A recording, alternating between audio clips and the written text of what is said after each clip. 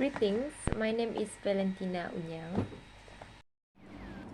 The Story of an Hour by Chopin. Knowing that Mrs. Mullard was afflicted with a heart trouble, great care was taken to break to her as gently as possible the news of her husband's death. It was her sister Josephine who told her in broken sentences, veiled hints that revealed in half concealing. Her husband's friend Richards was there too, near her.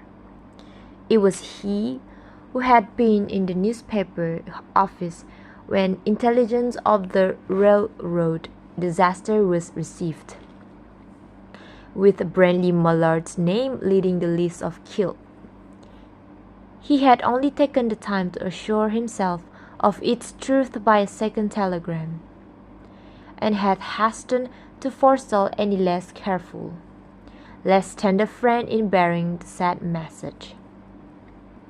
She did not hear the story as many women have heard the same, with a paralyzed inability to accept its significance. She wept at once, with a sudden wild abandonment, in her sister's arms. When the storm of grief had spent itself, she went away to her room alone. She would have no one follow her. There stood, facing the open window, a comfortable, roomy armchair. In this she sank, pressed down by a physical exhaustion that haunted her body and seemed to reach into her soul. She could see in the open square before her house the tops of trees that were all aquiver with the new spring life. The delicious breath of rain was in the air. In the street below, a peddler was crying his wares.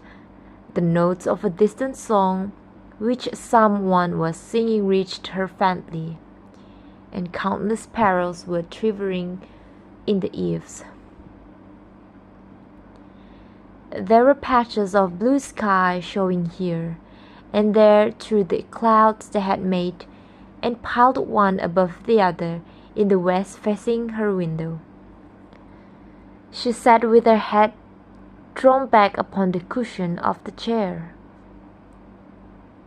quite motionless, except when a sob came up into her throat and shook her, as a child who has cried itself to sleep continues to sob in its dream.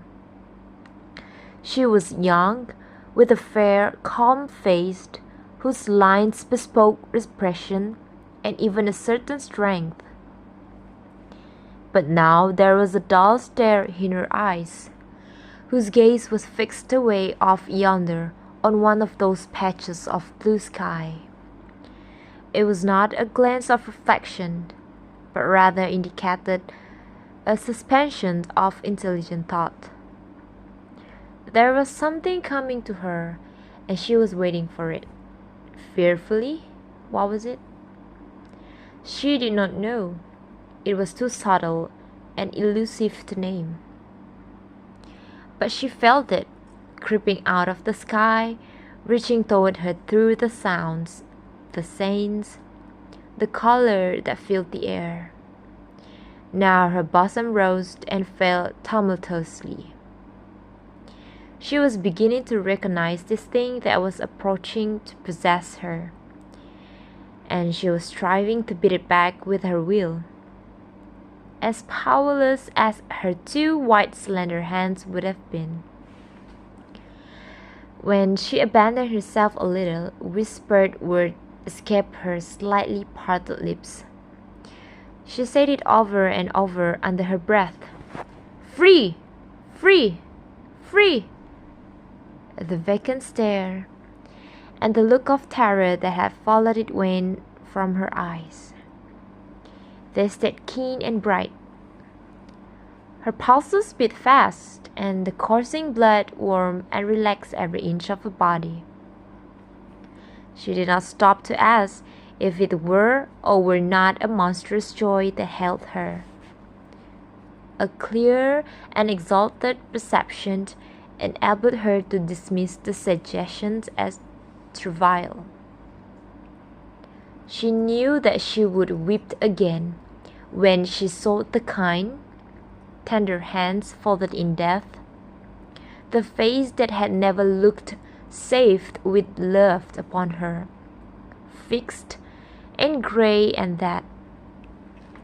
But she saw beyond that bitter moment a long procession of years to come that would belong to her absolutely. And she opened and spread her arms out to them in welcome. There will be no one to live for during those coming years. She will live for herself. There will be no powerful will bending hers in that blind persistence with which men and women believe they have a right to impose a private will upon a fellow creature. A kind intention or a cruel intention made the act seem no less a crime as she looked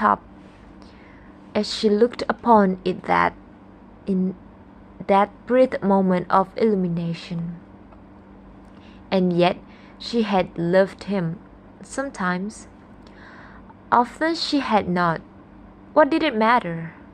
What could love, the unsolved misery, count for in the face of this possession of self-assertion, which she suddenly recognized as the strongest impulse of her being? Free! Body and soul free! She kept whispering. Josephine was kneeling before the closed door with her lips to the keyhole, imploring for admission. "Louis, open the door! I beg, open the door! You'll make yourself ill. What are you doing, Louis? For heaven's sake, open the door! Go away! I am not making myself ill." No. She was drinking in a very elixir of life through that open window. Her fancy was running riot along those days ahead of her. Spring days and summer days and all sorts of days that would be her own. She breathed a quick prayer that life might be long. It was only yesterday she had thought with a shudder that life might be long. She arose at length and opened the door to her sister's importunities.